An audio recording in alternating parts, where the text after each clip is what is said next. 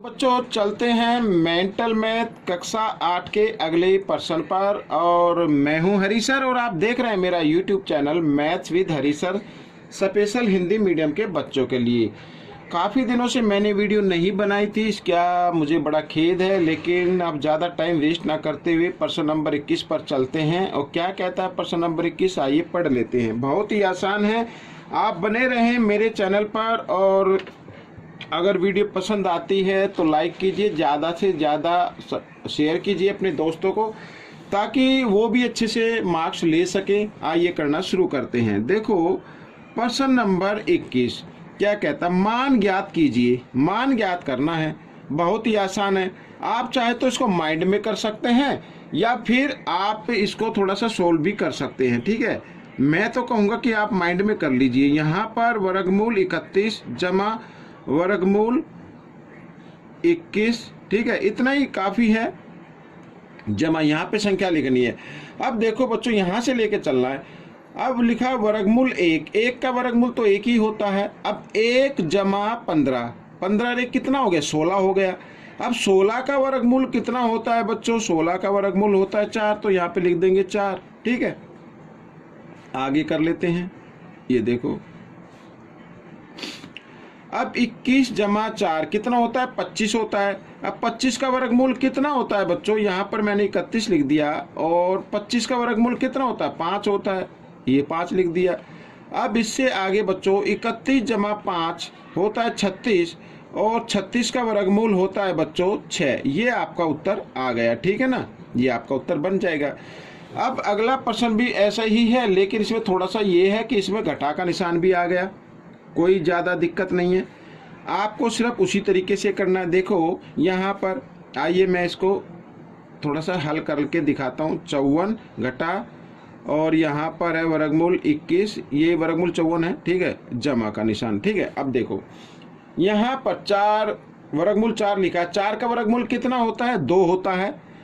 अब लिखा 18 घटा 2, भाई 4 का वर्गमूल निकाले तो 2 हो जाएगा ना, तो 18 में से 2 घटा दीजिए, कितना आएगा, 16। अब 16 का वर्गमूल कितना होगा बच्चों, 4 होगा, तो यहाँ पर 4 लिख देते हैं। ठीक है, आगे कर लेते हैं, थोड़ा सा और माइंड में हो जाते ये प्रश्न। तो 54 घटा यहाँ पर देखो 21 जमा 4 कितना होता है, 25, तो 25 का वर्गमूल क्या होगा, 5 होगा, तो यहाँ पे 5 लिख दीजिए। ठीक है, 54 में से 5 घटाएंगे तो आएगा 49, और 49 का वर्गमूल होता है 7। तो ये आपका उत्तर बन गया, बहुत ही आसान है। अब देखो अगला प्रश्न, यहाँ पर ये भी हमें हल करना है। लिखा 3 जमा 5 जमा 7, तो आप क्या करें बच्चों, ये सभी विषम संख्याएं लिखी हुई है, आप 1 से कर लें। किससे कर ले, 1 से कर ले। 1 जमा 3 जमा 5 जमा 7, इस तरीके से ये मैं लिख लेता हूँ एक बार। ठीक है, मैं इसमें 1 नहीं दिया हुआ, लेकिन मैंने 1 लिखा है। बाद में हम क्या करेंगे, उस 1 को घटा देंगे। और लेने का मतलब यही है कि 1 लेने से ये प्रश्न थोड़ा आसान हो जाएगा। ठीक है, अब देखो 1 2, अब इनको गिनो कितनी बार लिखा, 1 2 3 4 5 6 7 8 9 10 11 12, 12 लिखा है ना। तो यहाँ पर ये संख्या 12 बार लिखी है, तो 12 का वर्ग निकालना है आपको। 12 का वर्ग होता है 144। अब क्योंकि हमने इसमें 1 लिया था, तो इसमें से 1 घटा दीजिए, तो आ जाएगा आपका आंसर 143। तो ये आपका उत्तर हो गया बच्चों। 3 से और 23 तक जो भी विषम संख्या है उनको अगर हम जमा करें तो 143 उसका योग आएगा। ठीक है, 143। हाँ, अब करते हैं प्रश्न नंबर 24। तो प्रश्न नंबर 24 भी बहुत ही आसान है। एक्स का मान ज्ञात करना है। यहाँ पर देखो 6 का वर्ग जमा 7 का वर्ग, फिर है जमा 42 का वर्ग, ये जमा का निशान है। तो लगातार संख्या है 6 7 6, और इनको गुणा करने पर यहाँ संख्या आ गई, ये 6 ये 7, ये तो लगातार संख्या हो गई। फिर दोनों का गुणनफल ये आ गया। अगर ऐसे कोई संख्या आती हो तो यहाँ पर जो x का मान आएगा, तो 42 से अगली संख्या क्या होती है, 43, यानी x, ये जो x का वर्ग है ना, ये बराबर आ जाएगा 43 का वर्ग। ठीक है, इस तरीके से। तो यहाँ पर वर्ग से वर्ग का निशान काट दीजिए, तो x का मान बराबर आपका आता है 43। तो ये आपका उत्तर बन जाएगा। और भी कोई एग्जाम्पल आप लेना चाहे, जैसे मान लीजिए 2 है, यहाँ पर देखो 2 का वर्ग जमा 3 का वर्ग, ये मैंने लिया ना यहाँ पर लगातार संख्या। फिर आगे लेना इनका गुणनफल, 2 तिया 6, 6 का वर्ग। तो आगे कितना आएगा, यहाँ पर 6 से अगली संख्या होती है 7, तो 7 का वर्ग आएगा बच्चों। तो इस तरीके से ये प्रश्न हल होते हैं, ये आप पैटर्न देख लीजिए। अब यहाँ पर बच्चों प्रश्न नंबर 25 को हल कर रहे हैं। मान ज्ञात कीजिए। यहाँ पर हम देख रहे हैं सभी क्या है, सम संख्याएं हैं। क्या है ये, सभी सम संख्याएं हैं। 2, 4, 6, 8, 10, 12, 14, 16, 18, 20, ठीक है। ये सभी क्या हो गई, सम संख्याएं हो गई।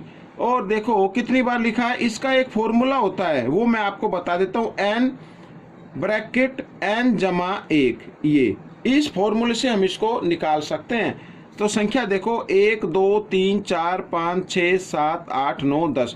n का मतलब जितनी बार संख्या लिखी है, 10 बार लिखी है, तो इस फॉर्मूले का यूज करना है 10, और यहाँ पर 10 जमा 1। तो देखो आगे 10 गुणा, और 10 जमा 1 होता है 11, 11 दाई 110, तो 110 इसका उत्तर आ जाएगा इस तरीके से, ठीक है।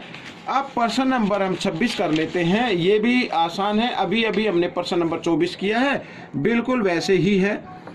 तो यहाँ पर 4 का वर्ग जमा 5 का वर्ग दिया हुआ है, ठीक है ना, 4 का वर्ग जमा 5 का वर्ग। तो लगातार संख्या है, फिर इधर है 20, यानी इनका गुणनफल 4 पंजे 20। तो यहाँ पर जो x का वर्ग होगा वो बराबर होगा 20 से अगली संख्या होती है 21, तो 21 का वर्ग होगा, वर्ग से वर्ग काट दीजिए, तो x बराबर आ जाएगा 21। ये आपका उत्तर बन जाएगा। इस तरीके से करना है, बहुत ही आसान है। देखो अगला प्रश्न हम कर लेते हैं। यहाँ पर मान ज्ञात कीजिए, बहुत ही आसान है। 2 एकम 2 जमा 3 दूनी 6 जमा 4 तिया 12 जमा 4 पंजे 20, इस तरीके से। तो अब देखो यहाँ पर 6 और 2 8, 8 और 12 20 और 20 40, तो इसका उत्तर 40 बन गया। कोई ज़्यादा मुश्किल नहीं है। यहाँ पर प्रश्न नंबर 28 देख लेते हैं। मान ज्ञात कीजिए। अब यहाँ पर x की 2 घटा b की 2 का, या a की 2 मान लीजिए, a की 2 घटा b की 2 का फॉर्मूला लगाना है आपको। तो a की 2 घटा b की 2 बराबर होता है a जमा b और a घटा b। अब a हमारा क्या है 31, b क्या हमारा 29 है, तो a जमा b लिखा है, यानी कि 31 जमा 29 लिखा हुआ है। और फिर लिखा है a घटा b दूसरे ब्रैकेट में, तो 31 घटा 29 लिख देते हैं।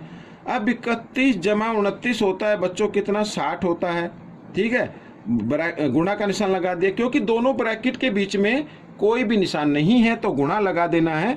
और 31 में से 29 को घटाएंगे तो 2 आ जाएगा, और 60 दूनी होता है 120, ये आपका उत्तर बन गया। आइए प्रश्न नंबर 29 कर लेते हैं। ये भी आसान है, मान ज्ञात करना है बच्चों। अब हम चाहे तो इसको एक ही वर्गमूल में लगा सकते हैं, लिख सकते हैं, ठीक है ना। ये देखो यहाँ पर 99 गुणा 44 लिख सकते हैं ऐसे, या फिर आप इसके थोड़े से टुकड़े कर लीजिए। देखो 11 गुणा 9, 11 99 हो गया, 99 के हो गए, 44 के भी कर लेते हैं, 11 गुणा 4, ठीक है, इस तरीके से। अब यहाँ पर ये 11 का तो जोड़ा बन गया, वर्गमूल में जोड़ा बन जाता तो उसमें से एक संख्या लिख लेते हैं। अब यहाँ पर बच्चों 9 गुणा 4, 9 चौक होता है 36, इसको हमने कर दिया। तो 36 का, ये तो 11 लिखना, 36 का वर्गमूल कितना होता है, 36 का वर्गमूल होता है 6, तो 11 6 66, तो 66 आपका उत्तर बन गया, ठीक है, इस तरीके से। अब प्रश्न नंबर 30, ये तो बहुत ही आसान है। प्रथम 14 विषम प्राकृत संख्याओं का योग क्या होगा, विषम, ठीक है, विषम प्राकृत संख्या पूछिए प्रथम, तो इसका एक फॉर्मूला होता है n की घात 2 या n की पावर 2 या n स्क्वायर, इस तरीके से। तो कितनी संख्या है, 14 है, तो 14 का वर्ग बराबर कितना होता है, 196 होता है, ये आपका उत्तर बन गया। तो ये फॉर्मूला याद रखना, ये विषम, ठीक है, प्रथम विषम प्राकृत संख्याओं का योग के लिए फॉर्मूला यूज करना है आपको। तो बच्चों ये प्रश्न आपका हल हो गया है। आपको ये भाग कैसा लगा मुझे जरूर बताएं, और इसमें से सीखकर दूसरे बच्चों को जरूर सिखाना है। जब अगर आप चाहते हैं कि मैथ के अंदर आप परफेक्शन यानी एक्सपर्ट हो जाएं, ठीक है, निपुणता हासिल कर ले, तो इसका एक ही उपाय होगा वो ये है कि आपको दूसरों को जरूर सिखाना पड़ेगा। जब तक आप दूसरों को नहीं सिखाएंगे तो आप मैथ में एक्सपर्ट नहीं हो पाएंगे। ठीक है, मिलेंगे अगले भाग पर। तब तक आप इस वीडियो को देखते रहें और पसंद आए तो लाइक करना और ज़्यादा से ज़्यादा शेयर करना। धन्यवाद।